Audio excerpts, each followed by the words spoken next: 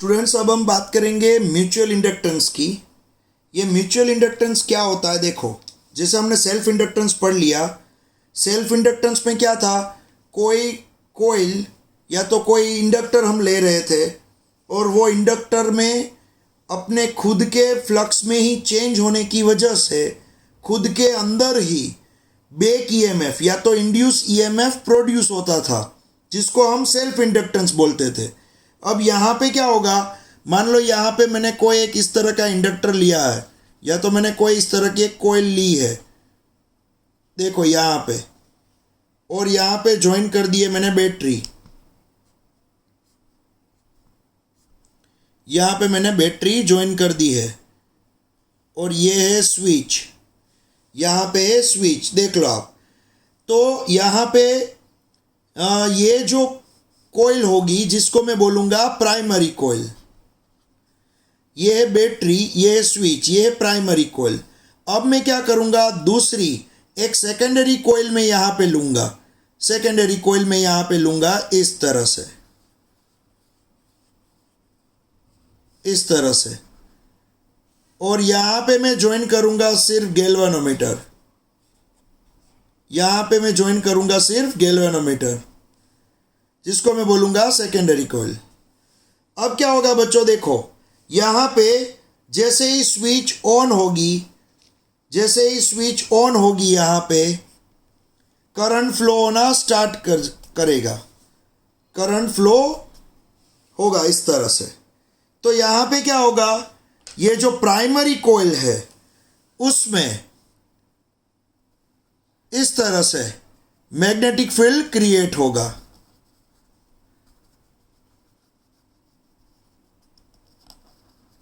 और स्विच अगर मैं ऑन करता हूं तो आपको मालूम ही है करंट 0 एम्पियर से I एम्पियर तक बढ़ेगा। मीन्स करंट स्लोली इस तरह से जैसे जैसे बढ़ेगा वैसे वैसे इसके आसपास फ्लक्स भी बढ़ता जाएगा, और जैसे ही आप स्विच ऑफ करोगे तो यहाँ पे प्राइमरी कोइल का जो मैग्नेटिक फील्ड है वो भी बंद, जीरो हो जाएगा। तो यहाँ पे क्या होगा? जैसे ही आप स्विच ऑन ऑफ करोगे, स्विच को ऑन किया ऑफ किया, ऑन किया ऑफ किया, तो प्राइमरी कोइल के आसपास जो मैग्नेटिक फील्ड है वो पहले बढ़ेगा, इंक्रीज होगा, फिर डिक्रीज होकर जीरो हो जाएगा, फिर इंक्रीज होगा, फिर डिक्रीज होकर जीरो हो जाएगा। तो प्राइमरी कोइल में यहाँ पे आसपास जो फील्ड है उसमें चेंज आएगा। अब क्या हुआ देखो बच्चों, यहाँ पे आप देख सकते हो प्राइमरी कोइल में आसपास जो मैग्नेटिक फील्ड है उसमें चेंज हुआ। तो प्राइमरी कोइल में मैग्नेटिक फील्ड जो आसपास दिख रहा है उसमें चेंज हुआ, तो वो उसमें से कुछ फ्लक्स कनेक्टेड है सेकेंडरी कोइल के साथ भी। तो आप यहाँ पे स्विच ऑन ऑफ कर रहे हो तो सेकेंडरी कोइल के साथ देखो कुछ फ्लक्स कनेक्टेड है, सेकेंडरी कोइल के साथ भी कुछ फ्लक्स कनेक्टेड है। तो ये यहाँ पे स्विच ऑन ऑफ करने की वजह से प्राइमरी कोइल में खुद के अंदर तो सेल्फ इंडक्टेंस प्रोड्यूस होगा ही, लेकिन इसका जो फ्लक्स सेकेंडरी कोइल के साथ कनेक्टेड है उसमें भी चेंज होगा। तो यहाँ पे मैं क्या लिख सकता हूँ? यहाँ पे मैं लिखूंगा flux connected with secondary coil.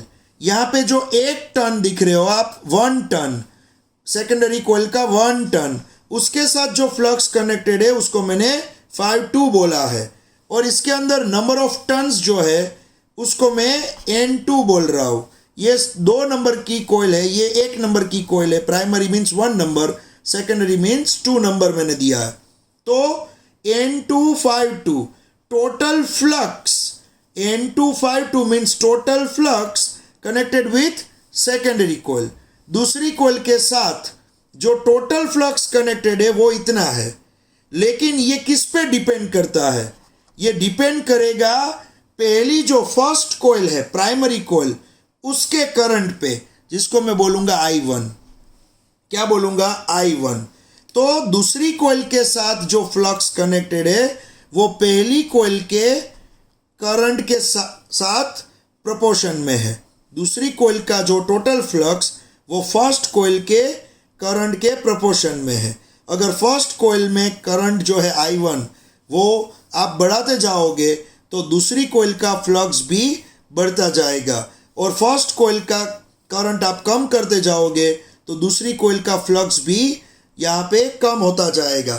तो यहाँ पे N252 वो क्या है, दूसरी कोइल के साथ connected flux proportional to I1 primary coil में फ्लो होने वाला करंट। अब यहाँ प्रोपोर्शनल की साइन निकलती है तो यहाँ पे लगता है कांस्टेंट M, जिसको हम बोलेंगे म्यूचुअल इंडक्टेंस। जैसे आगे L लगता था, सेल्फ इंडक्टेंस में कांस्टेंट L लगता था, यहाँ पे कांस्टेंट लगेगा M, जिसको मैं बोलूँगा म्यूचुअल इंडक्टेंस।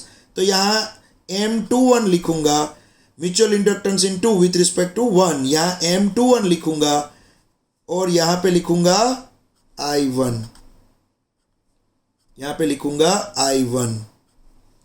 समझ में आ रहा है? तो यहाँ पे आपको दूसरी कोइल के साथ जो टोटल फ्लक्स है वो I1 के साथ प्रोपोर्शन में है, यहाँ पे ऊपर दिखाया हुआ है। अब क्या होगा बच्चों, ये M21 वो क्या है, तो यहाँ पे M21 जो है वो है म्यूचुअल इंडक्टेंस, एक कांस्टेंट है यहाँ पे। जैसे आगे L मिलता था वैसे ये है म्यूचुअल इंडक्टेंस, जिसका यूनिट भी हेनरी है, जिसका यूनिट भी क्या है, हेनरी। तो अब यहाँ पे पहली कोइल में करंट में चेंज करने से या तो स्विच ऑन ऑफ करने से प्राइमरी कोइल में खुद के अंदर तो सेल्फ इंडक्टेंस प्रोड्यूस होगा ही, लेकिन इसकी वजह से पास में जो दूसरी कोइल है उसमें जो प्रोड्यूस होगा उसको हम बोलेंगे म्यूचुअल इंडक्टेंस। तो करंट चेंज हुआ पहली कोइल के अंदर, लेकिन उसकी इफेक्ट बाजू में जो दूसरी कोइल है उसके ऊपर मिली, तो इसके अंदर दूसरी कोइल के अंदर क्या हुआ, फ्लक्स में चेंज हुआ। तो अब फ्लक्स में चेंज होगा, करंट में चेंज होने से फ्लक्स में दूसरी कोइल के फ्लक्स में चेंज होगा और दूसरी कोइल के अंदर इंड्यूस ईएमएफ क्रिएट होगा। तो यहाँ पे क्या होगा, देखो यहाँ पे N2 कांस्टेंट है, यहाँ N2 कांस्टेंट है, लेकिन दूसरी कोइल का जो फ्लक्स है उसमें चेंज आएगा, delta phi2 upon delta T equals to ये M21 constant delta I1 upon delta T। तो यहाँ पे क्या हुआ बच्चों, देखो दूसरी कोइल, यहाँ पे पहली कोइल के करंट में with respect to time change आया, इसलिए दूसरी कोइल के फ्लक्स में भी with respect to time change आया। ये इक्वेशन देखो, मैंने वेरिएशन दिखाया हुआ है, करंट में variation with respect to time और दूसरी कोइल के फ्लक्स में भी variation with respect to time. लेकिन आप जानते हो फ्लक्स में चेंज आता है विथ रिस्पेक्ट टू टाइम, तो क्या क्रिएट होता है, इंड्यूस ईएमएफ क्रिएट होता है। तो ये जो इंड्यूस ईएमएफ है वो दूसरी कोइल में क्रिएट हुआ, इसलिए मैं यहाँ पे E2 लिख रहा हूँ। तो E2 equals to minus N2 delta phi2 upon delta T। तो यहाँ पे आपको, यहाँ जैसे इसकी वैल्यू रखोगे तो आपको E2 मिलेगा minus M21 delta I1 upon delta T। समझ में आ रहा है बच्चों? तो ये जो आपको मिला वो है induce EMF in secondary coil. ये सेकेंडरी कोइल का इंड्यूस ईएमएफ उसका इक्वेशन है। सेकेंडरी कोइल में जो इंड्यूस ईएमएफ प्रोड्यूस होगा उसका equation minus M21 delta I1 upon delta T, ये आपको मिला यहाँ पे इक्वेशन।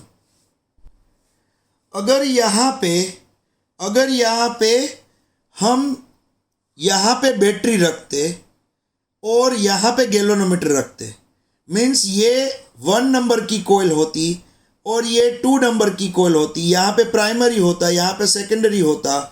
तो एक चीज़ याद रखना बच्चों, यहाँ पे जो उसी तरह से इसकी इफेक्ट इसके ऊपर क्रिएट होती। तो एक चीज़ याद रखना, कोई एक कोयल की वजह से दूसरी कोयल में फ्लक्स में चेंज आता है तो उसके यहाँ पे रिजल्ट में जो फ्लक्स में चेंज मिलता है और दूसरी कोयल में इंड्यूस ईएमएफ क्रिएट होता है। समझ में आ रहा है बच्चों? तो यहाँ पे देखो सेकेंडरी कोयल में इंड्यूस ईएमएफ क्रिएट हुआ। क्यों? क्योंकि आपने प्राइमरी कोयल के करंट में चेंज किया था।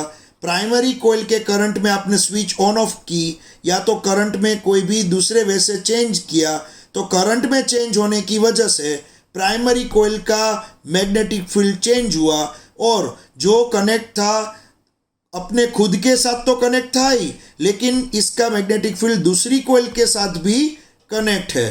तो प्राइमरी कोयल के मैग्नेटिक फील्ड में चेंज होने की वजह से सेकेंडरी कोयल के फ्लक्स में भी चेंज आया और सेकेंडरी कोयल में भी इंड्यूस ईएमएफ क्रिएट हुआ।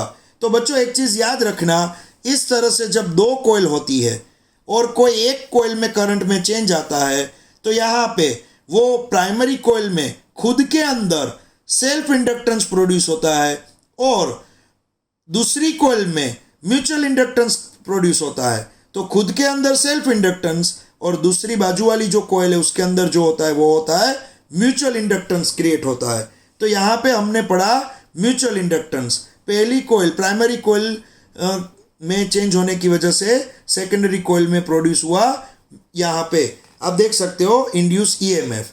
तो अब यहाँ पे अगर आप M21 को लेफ्ट हैंड साइड रखोगे तो आपको फॉर्मूला मिलेगा E2 अपॉन यहाँ पे, हाँ अगर मान लो यहाँ पे आपने लिमिट लगा दिया है, लिमिट लगा दी है यहाँ पे, अगर आपने delta t tends to 0 limit लगा दी है तो आपको E2 का जो फॉर्मूला है, E2 का फॉर्मूला वो मिलेगा आपको E2 equals to minus M21 di1 by dt। इस तरह से भी मिल सकता है, ये अगर लिमिट लगा दी तो E2 equals to minus M21 di1 by dt। तो अगर ये M21 को आप लेफ्ट हैंड साइड ले जाओगे बच्चों, M21 को लेफ्ट हैंड साइड ले जाओगे तो आपको मिलेगा माइनस E2 और नीचे मिलेगा di1 बाई dt। तो यहाँ पे M21 का यूनिट क्या है बच्चों? अभी मैंने बताया हेनरी। तो अगर ये 1 हेनरी करना है, अगर यहाँ पे 1 हेनरी करना है, म्यूचुअल इंडक्टेंस कितना करना है? 1 हेनरी। तो आपको मालूम है तो आपको E2 क्या करना पड़ेगा? 1 वोल्ट और आपको di1 बाई dt वो क्या लेना होगा? 1 एम्पियर पर सेकेंड। मैंने ये बताया था म्यूचुअल इंडक्टेंस आपको 1 हेनरी करना है तो यहाँ पे E2 1 वोल्ट होना चाहिए और करंट में चेंज आ रहा है विथ रिस्पेक्ट टू टाइम, वो 1 एम्पियर पर सेकेंड आना चाहिए। तो ऊपर भी 1, यहाँ नीचे भी 1 डिवाइड बाई 1, तो यहाँ पे म्यूचुअल इंडक्टेंस हो जाएगा 1 हेनरी।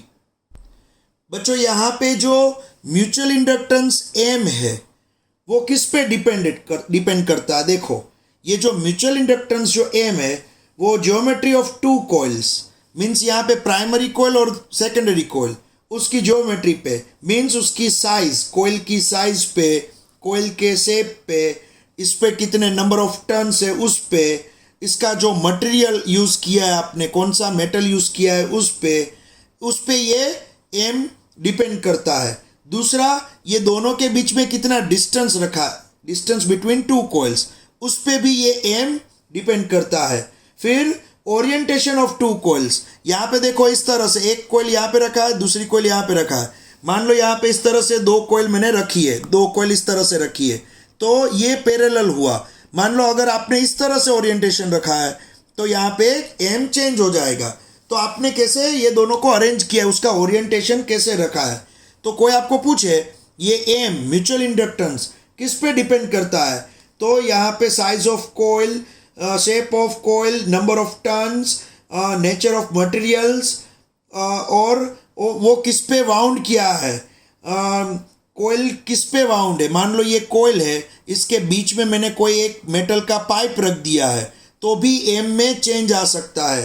तो ये किस पे वाउंड की है मैंने कॉइल, या तो देखो अभी ये हवा, इसके अंदर ये कॉइल के बीच में कुछ भी नहीं है, सिर्फ हवा है। मान लो कोई एक मेटल का पाइप रख दिया और उसके ऊपर ये कॉइल मैंने वाउंड कर दिए, तो भी एम में चेंज आएगा। तो एम में चेंज, एम किस पे डिपेंड करता है?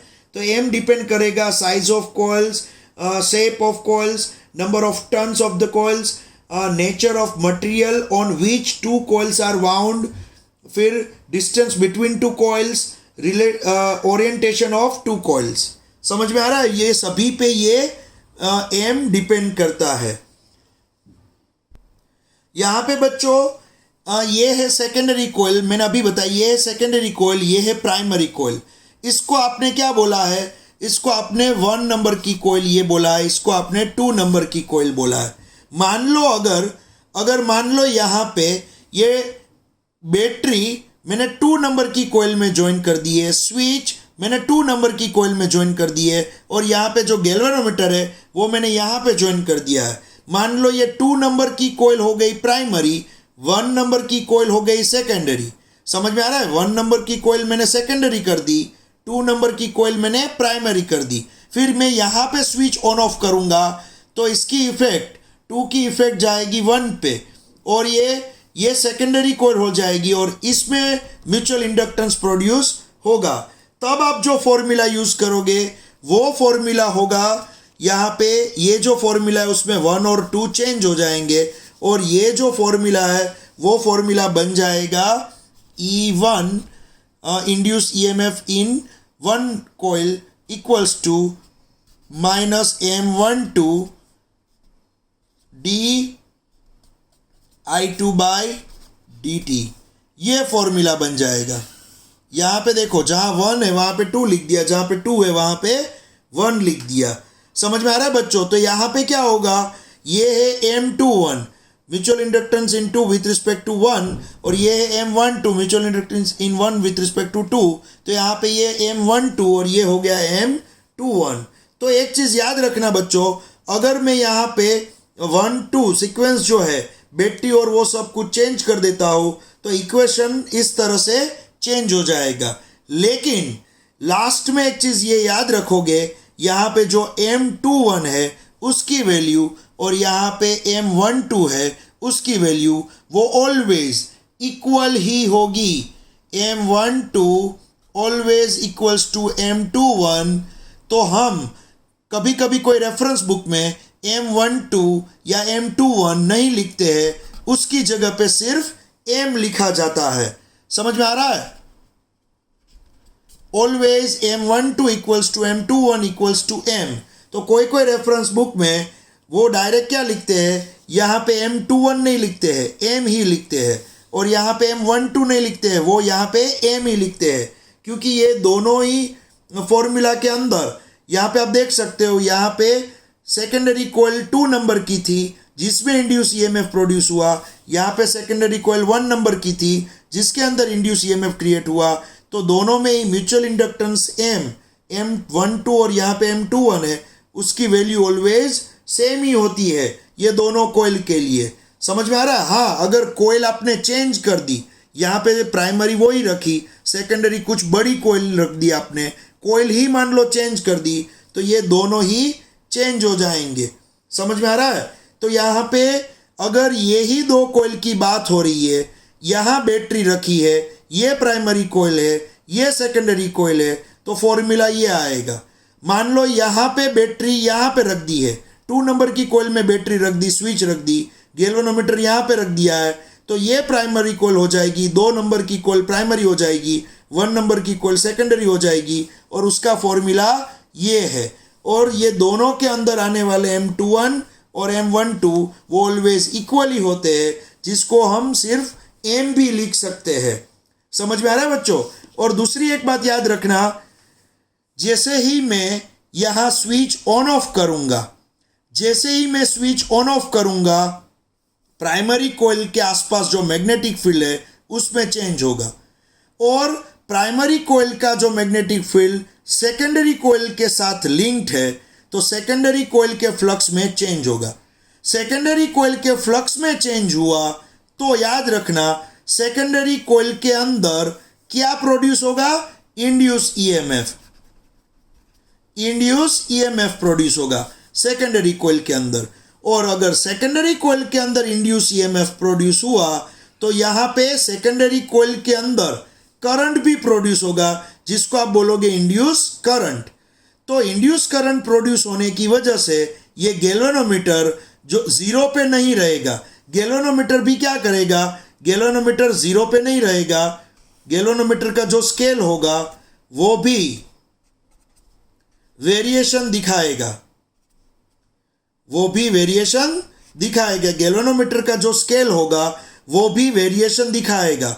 समझ में आ रहा है? मान लो करंट इस तरह से आ रहा है, इंड्यूस करंट ये डायरेक्शन में आ रहा है, तो गैल्वेनोमीटर ये साइड जाएगा। समझ में आ रहा है? मान लो इंड्यूस ईएमएफ, इंड्यूस करंट ये डायरेक्शन में आ रहा है, गैल्वेनोमीटर ये साइड जाएगा। तो आप सोचोगे कि ये दूसरी सर्किट में कहीं भी बैटरी तो नहीं है, इसके अंदर कहीं भी बैटरी नहीं है, तो करंट आया कहाँ से?